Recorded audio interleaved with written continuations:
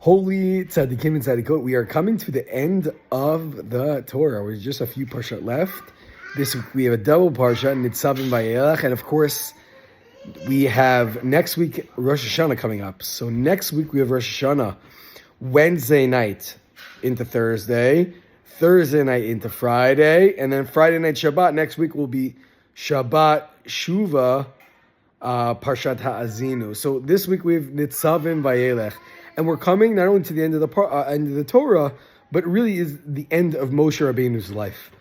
And this week's parsha starts with the last day. It's the last day before Moshe Rabbeinu passes away. And he's standing in front of the entire Jewish people. And he's renewing the covenant, the deal that Hashem has with the Jewish people. You know the deal. Hashem will take care of us. He'll give us everything we need. He'll make sure that we have everything we could ever ask for, we ever need. Our job is to be the best version of ourselves, to keep the Torah, the mitzvot, as best as we possibly can. That's the covenant. Hashem is always going to be there for us, no matter what. But this time it's a little different.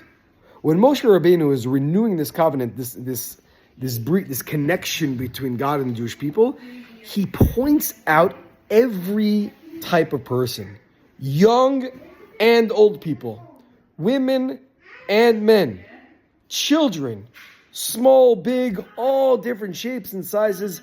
Moshe Rabbeinu specifically says, I'm talking to you. I'm talking to all of you. This is an incredible sign of leadership. A great leader empowers everyone to be better than they already are.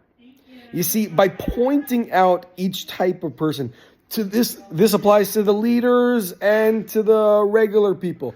It applies to the old wise men or the old grandmas or bubbies, and it applies to the youngest children. You have to do your very best to follow the word of Hashem. And by pointing out each individual, what he does is actually does two things. Number one is he includes everyone in the covenant, that God forbid no one should ever think that this whole connection that we have with God is only meant for the rabbis, only meant for the big fancy, leadership. No. Moshe Rabbeinu makes it very clear this is for you and me, the regular people, just like you and me. Okay? But it also does something else. It empowers each person to know that I don't need to be the leader. I don't need to be a big rabbi. I don't need to be a big rebbitzin in order for me to be inside of the Jewish people, for me to be a crucial part of the Jewish people. Of course, I am empowered to be my best, but I never have to be someone else. Exactly the way Hashem made me, I have an obligation in that realm to be my best. And that's what a great leader does. A great leader really guides, helps, and encourages, his followers to be their best self. Not to become someone else, but to be the best version of them.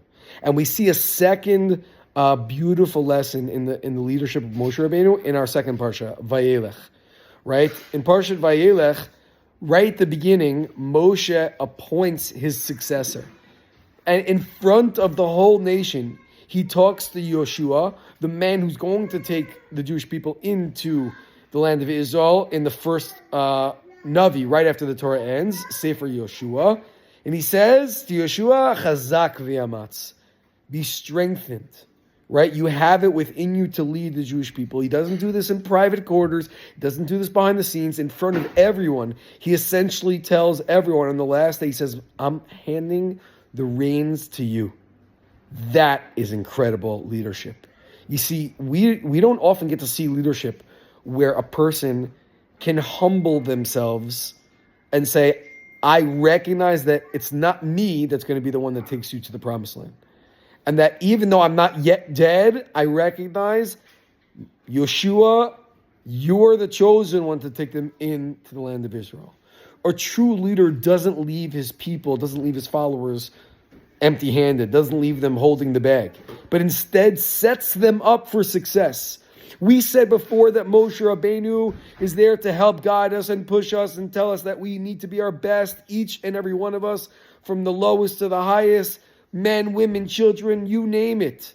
At the same time, he also recognizes that we're humans and we need help. We need leadership to help guide us.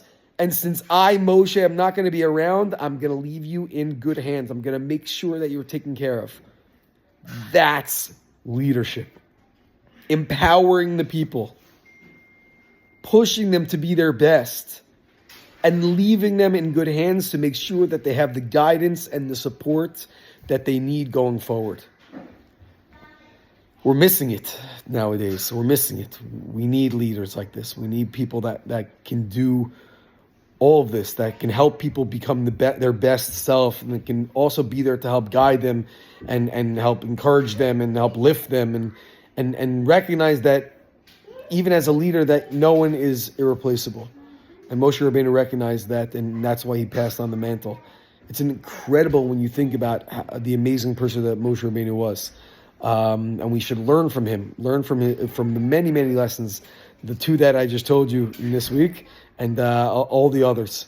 We should be zocheh to have incredible leaders, and we should be zocheh to learn from the leadership of Moshe to be the best versions of ourselves, and to seek out counsel and guidance when we need it, and with Hashem's help, that'll lead us to the promised land. Wishing all the holy tzaddikim and tzaddikot Shabbat Shalom.